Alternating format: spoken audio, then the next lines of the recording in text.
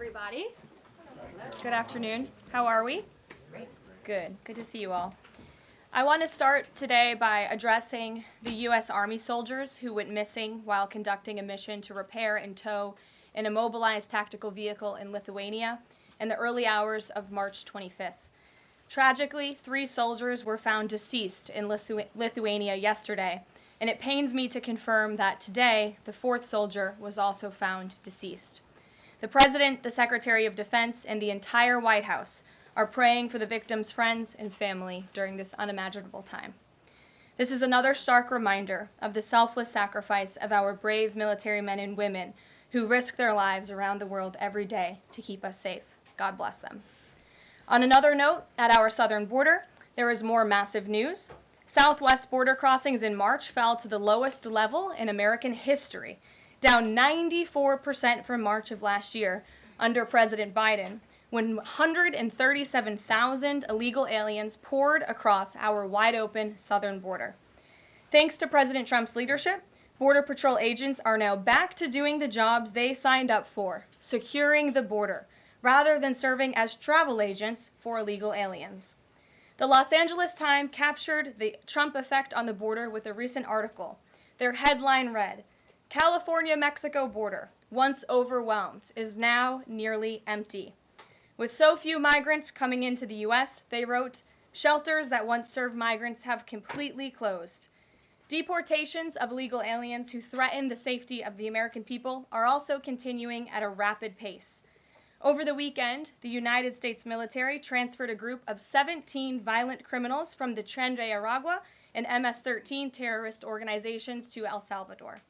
And an illegal alien who was released by the Biden administration into our country was just arrested in Georgia and charged with the horrific killing of Camelia Williams, a mother of 5 and grandmother.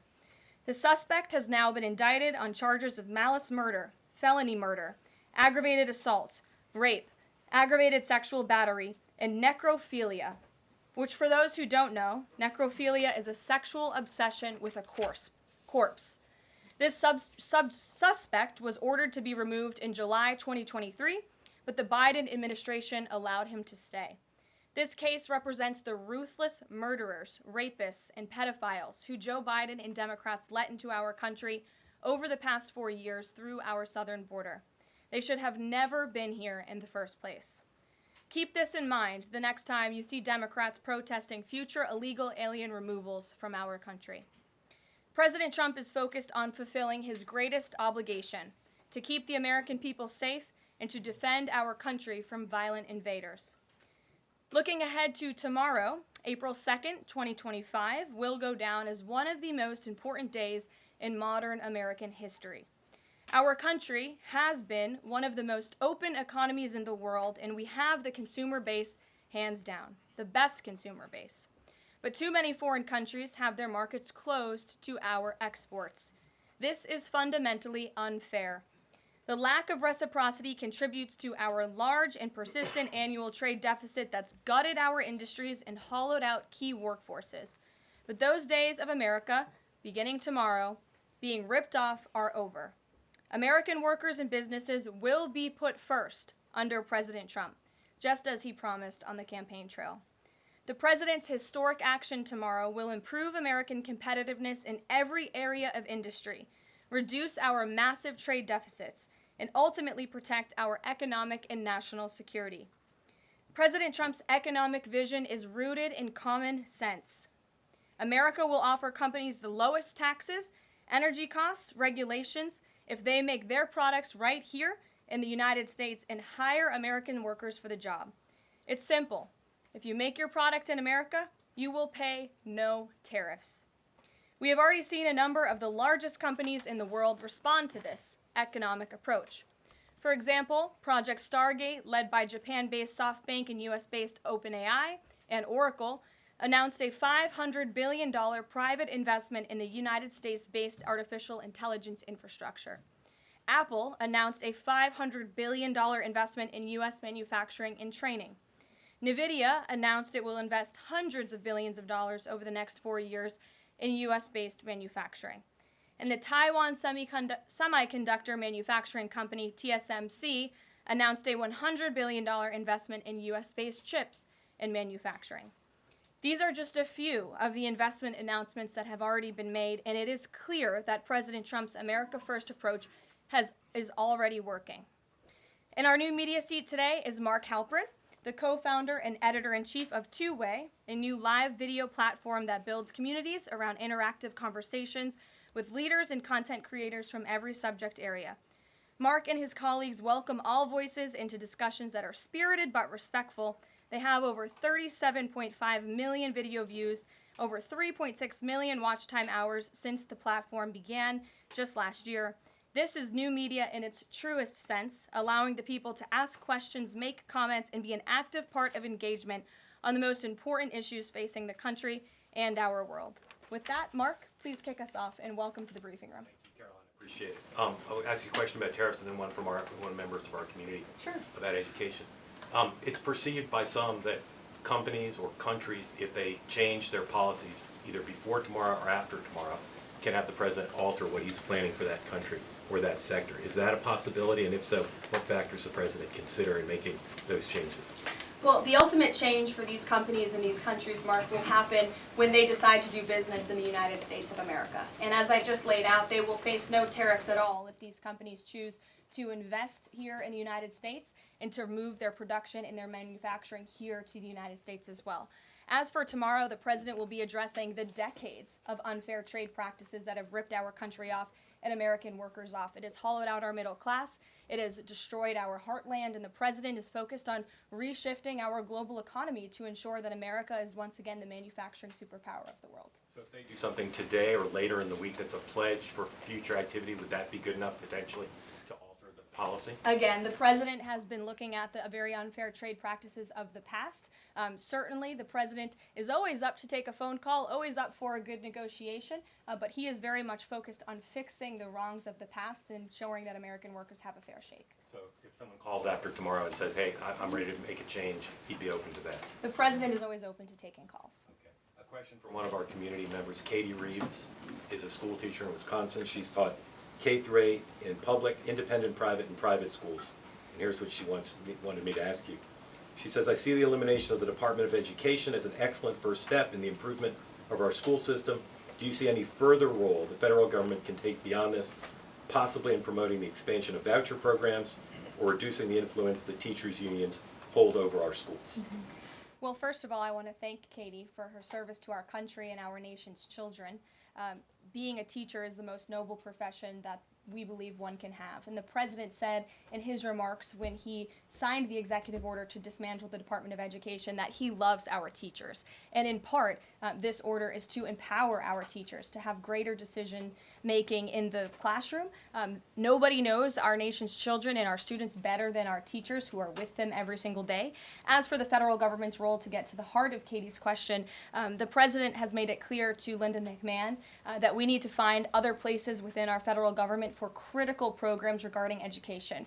Pell Grants, Title IX, lawsuits, etc., civil rights lawsuits, all of that are critical functions, special needs programs, nutrition programs, but there are other places throughout the federal bureaucracy where those things can happen and work. The Department of Education has been a very bloated bureaucracy. We spent trillions of dollars on this department, and for what? Our children are worse off as far as education goes today than they were when this department originated, and that's very concerning to the president. So, the two issues she cited are those priorities for the president: school education choice, vouchers, and diminishing the role of teachers' unions. The president is very supportive of both of those things, particularly when it comes to school choice. He has said that school choice is the civil rights issue of our time, and he wants every child, regardless of zip code, socioeconomic status, how much money their parents have, to be able to go to the school of their choosing that best suits their educational needs. And he is going to empower state and local leaders to make those decisions on behalf of our nation's children. Thanks for being here, Mark. Jeff. Just changing subjects for 1 second. The administration has expressed a complete confidence in how all the deportation flights to El Salvador were conducted. But now that the administration has conceded that there was an error of one Salvadoran national, will there be any reviews conducted? And does the president express any thoughts on the one error that was disclosed in court last night? Well, first of all, the error that you are referring to was a clerical error. It was an administrative error. The administration maintains the position that this individual who was deported to El Salvador and will not be returning to our country was a member of the brutal and vicious MS-13 gang. That is fact number one. Fact number two, we also have credible intelligence proving that this individual was involved in human trafficking. And fact number three, this individual was a member, actually a leader of the brutal MS-13 gang, which this president has designated as a foreign terrorist organization. Fact number four is that foreign terrorists do not have legal protections in the United States of America anymore. And it is within the president's executive authority and power to deport these heinous individuals from American communities. It is a promise he campaigned on. It is a promise he is keeping.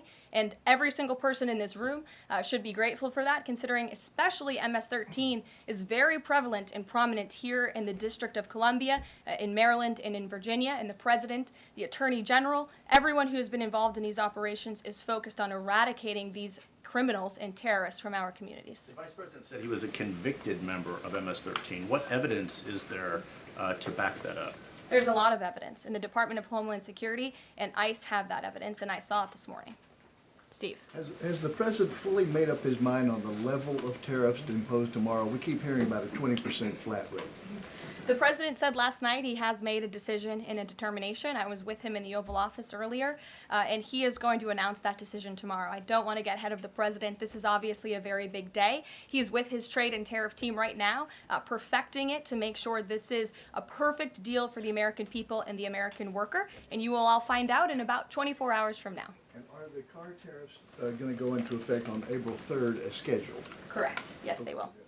Okay. And last thing, would you like to respond to the Chinese military drills around Taiwan? Yes, I would. As a matter of fact, the National Security Council briefed me on this morning, and they said that the president is emphasizing the importance of maintaining peace in the Taiwan Strait, encouraging the peaceful resolution of these cross-strait issues, reiterating our opposition to any unilateral attempts to change the status quo by force or coercion. That is directly from the National Security Advisor. Just for you, Steve Holland of Reuters. Monica. Thank you so much, Caroline. Elon Musk this week revealed that Doge found that the Biden administration issued over 2 million Social Security numbers to illegal aliens, found 20 million dead people marked as alive in the Social Security system. Has the White House confirmed these numbers with Elon, and is the White House looking into correcting this? I'm not sure about those specific numbers that Mr. Musk cited. I can tell you what the Social Security Administration has said themselves, according to an Inspector General's report that was conducted last year, showing there was nearly $80 billion worth of fraud in this program.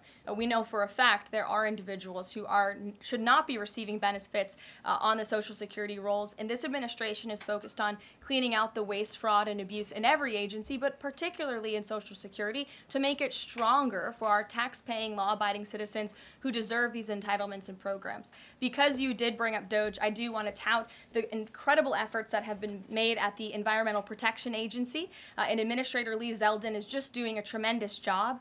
Just yesterday and today it will be going into effect. He announced that taxpayers will be saved $8 million in annual lease costs by moving staff out of the 323,000 square feet of space that the EPA currently occupies, which is completely unnecessary.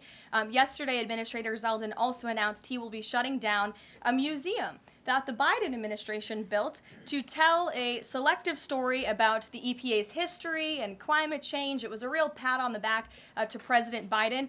And guess how much American taxpayers paid for it? $4 million for this museum that I think only 1,000 visitors saw last year alone, and it will cost American taxpayers $600,000 per year to operate this museum. Well, it's not going to exist anymore. We're going to save taxpayers those critical funds, and Administrator Zeldin is very proud to announce that. And just at EPA alone, and the cuts that they have made, they've saved taxpayers more than $22 billion in wasteful grants and spending. Peter. Thank you, Caroline. When the president goes down to Florida on the weekends, does he ever hear from, there are so many retired folks down in Florida, does he ever hear from any retired Americans who are stressed about these wild swings in the stock market because of the tariff uncertainty, and they're sitting there on fixed income or living off a 401k, and They don't know how much money's going to be left. Well, certainly they are legitimate concerns, and the president takes those concerns very seriously, and he's addressing them every single day. And tomorrow's announcement is to protect future generations. The senior citizens you mentioned, it's for their kids and their grandkids to ensure that there are jobs here in the United States of America for their children to live the American dream, just like they presumably did. And as for their worries about their 401ks, their Social Security, I just addressed Social Security. This president is always going to protect it for our tax-paying senior citizens. As for their 401ks, look at what President Trump did for you in his first term. He is working on implementing that economic formula every single day by lowering inflation, lowering energy prices, massive deregulatory efforts, while simultaneously effectively implementing tariffs. And they'll hear more about that announcement tomorrow. And you said that the president right now is with the trade and tariff team. They are very confident that this is all going to work. But what Yes. if they're wrong? They're not going to be wrong. It is going to work. And the president has a brilliant team of advisors who have been studying these issues for decades. We are focused on restoring the golden age of America and making America a manufacturing superpower. And again, Peter, I would point you to the investments that have already trickled into this country. And the president hasn't even made his tariff announcement yet tomorrow. There have been billions of dollars in private investments from around the world pouring into American communities. What does that look like for those watching at home, for the people you mentioned, worried about their own economic circumstances? It means more jobs in your communities, which means more money, more investments, more money in your pocket. That's what the president is committed to. And I would be remiss if I didn't mention the president's commitment to tax cuts, which we are counting on Congress to do, especially on Social Security. And one more. Sure. Are the special elections today a referendum on the president? I think first of all, as you know, I'm a government employee now, so I'm not very much allowed to comment on elections that are taking place. That's something to get used to, having just been on the campaign trail for quite some time. But the president is the leader of the America First movement and the MAGA movement. And that was made very clear on November the 5th when he received nearly 80 million votes. I could also say that it is the constitutional right of every law-abiding American in these places where these elections are being held to vote, and every American should exercise their constitutional rights. Sure. Thanks, Caroline. A few questions about this deportation case. First, I wanted to clarify something that you said to Jeff a few minutes ago. You said you'd seen evidence that this man was a convicted gang member. In what court was he convicted and for what?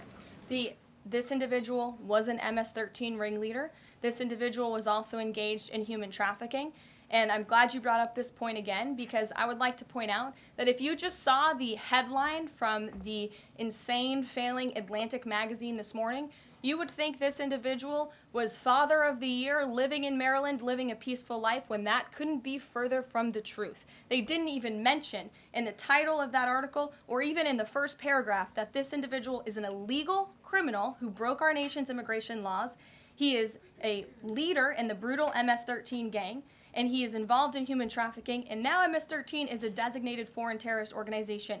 Foreign terrorists have no legal protections in the United States of America, and this administration is going to continue to deport foreign terrorists and illegal criminals from our nation's interior. But a judge ordered that he should remain in this country. So are you saying that it is okay to ignore a judge's ruling if you don't like it? Who does that judge work for? He's an immigration It was an judge. immigration judge who works for the Department of Justice at the direction of the Attorney General of the United States, whose name is Pam Bondi, who has committed to eradicating MS-13 from our nation's interior. And let me tell you why we've made this commitment. MS-13, may I remind each and every one of you, is a brutal and vicious gang.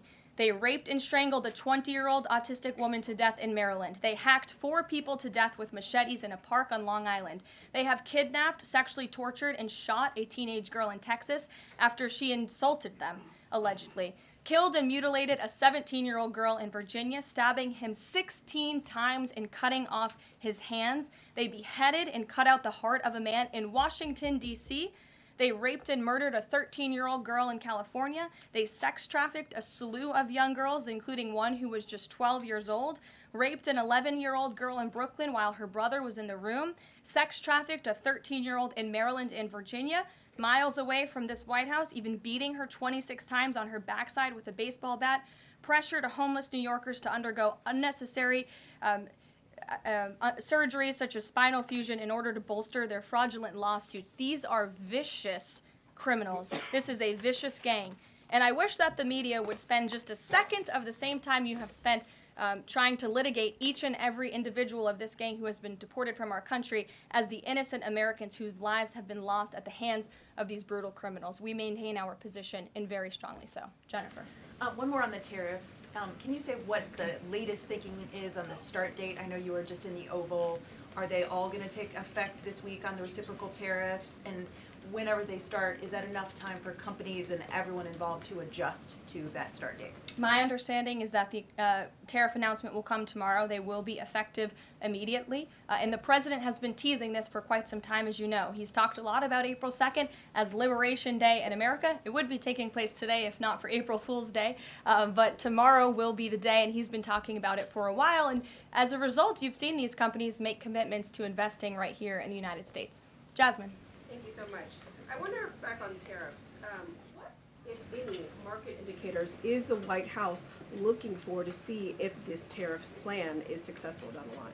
Well, look, the president has been asked and answered this question about the stock market and whether he's watching it. And I've said, and he has said, the market is a snapshot in time. Yesterday, Dow futures were up. And there's been a lot of talk about the market, and it was up yesterday. So, look, the president wants to ensure that all Americans make out well, particularly Main Street. That's the focus of these tariffs. But as I've said repeatedly, just like they were in his first term, Wall Street will be just fine. Shelby. Thanks. A bipartisan pair of senators sent a letter to the president today arguing that the recent strikes in Yemen are emboldening the Houthis and saying that Congress has not authorized war against them.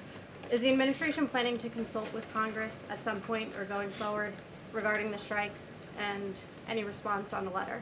Well, I would absolutely reject Congress's claims. Who made those claims in Congress? Senator Jeff Merkley and Rand Paul. Okay, well, I would absolutely reject those claims. These Houthi strikes have been incredibly successful. Last time I was at this podium, there were more than 100 successful strikes. There have now been over 200 successful strikes against the Houthis. Iran is incredibly weakened as a result of these attacks, and we have seen they've taken out Houthi leaders. They've taken out critical members who were launching strikes on naval ships and on commercial vessels, and this operation will not stop until the freedom of navigation in this region is restored, which is a critical principle. And this president stands behind our Defense Department, who's doing a tremendous job. And are they going to, is the White House going to confer with Congress going forward on this? I would have to ask our team here at the White House, but the president is well within his authority, as is the Secretary of Defense. Again, these are defensive strikes. The Houthis have been launching attacks on U.S. naval vessels and commercial ships for quite some time.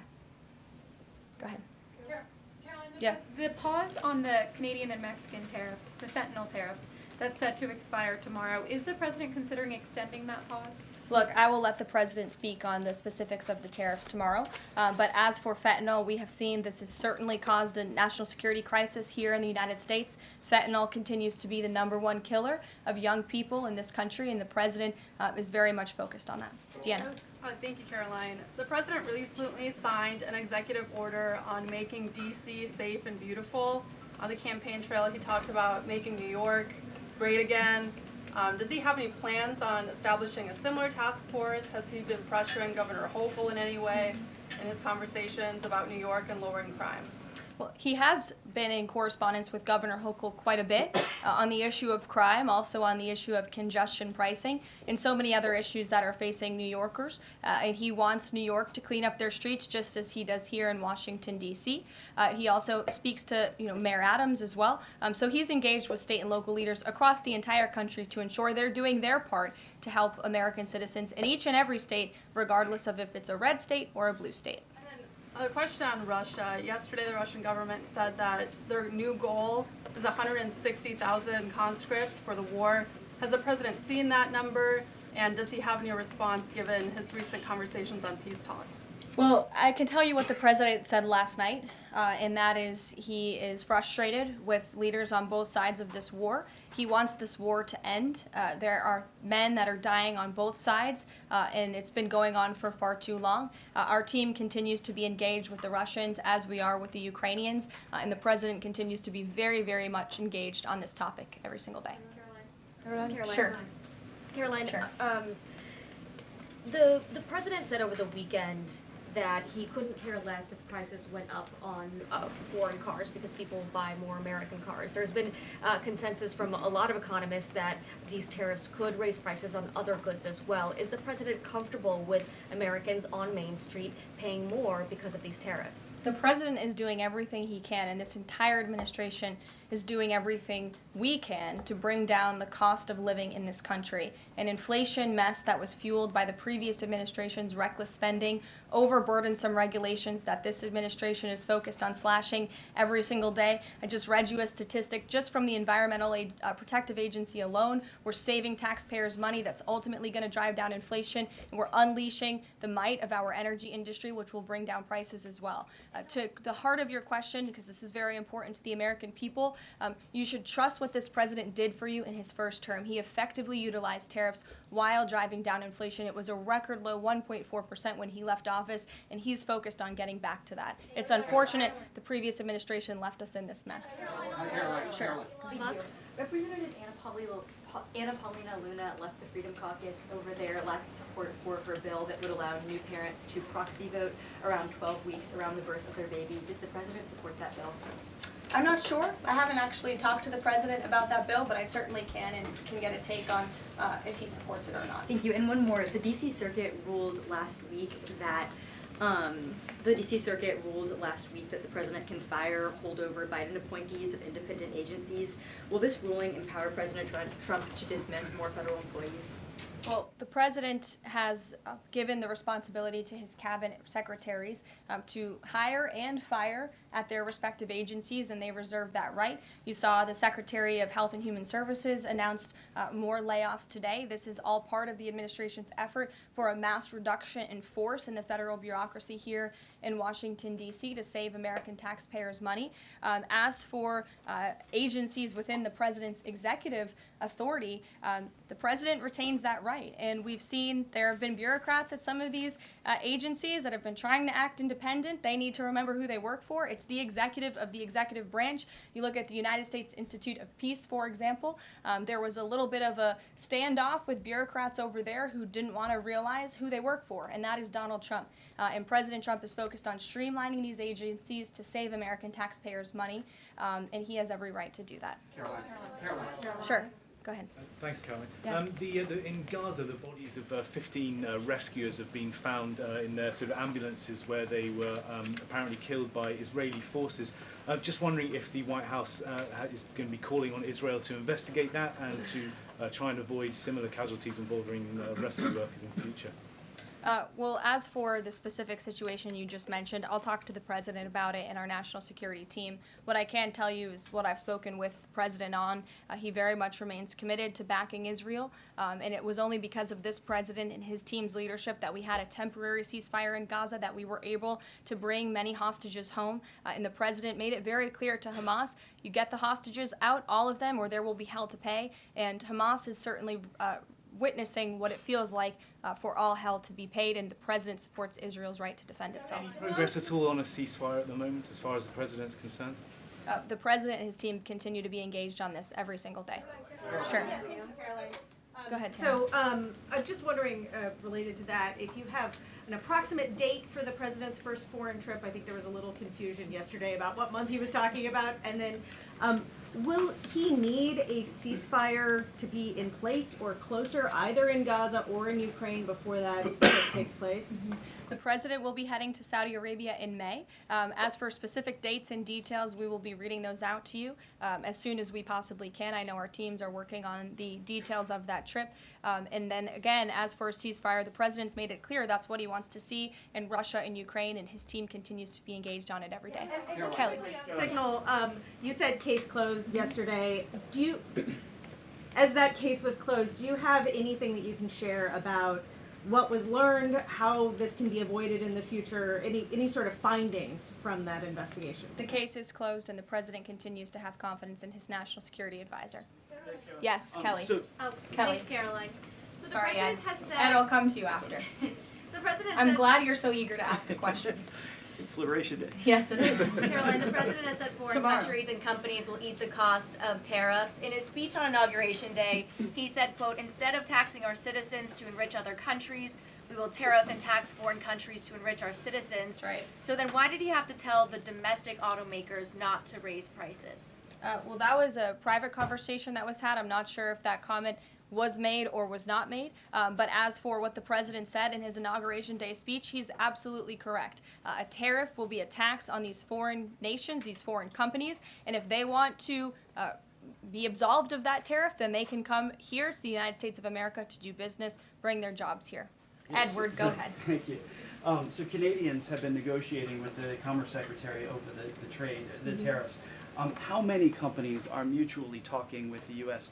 or countries are mutually talking with the U.S. to lower tariffs? I don't have a specific number, but I can tell you there have been quite a few countries that have called the president and have called his team in discussion about these tariffs. But again, there's one country the president cares most about, and it's the United States of America, and doing what's best for the people who elected him to this office to restore their jobs, their wealth, and their prosperity.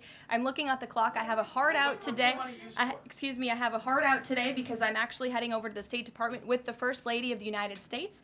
She will be delivering remarks at 1 o'clock this afternoon at the 19th International Women of Courage Award ceremony with our great Secretary of State Marco Rubio that starts at 1. This is the 5th year Mrs. Trump is participating and standing with brave women leaders who embody American values abroad. And the First Lady in her remarks today will highlight the profound connection between the love and courage that will be shown by this year's honorees. I encourage everybody to tune in at 1 o'clock, and then we'll see you all tomorrow for Liberation Day. Thanks, guys. Thanks, Caroline.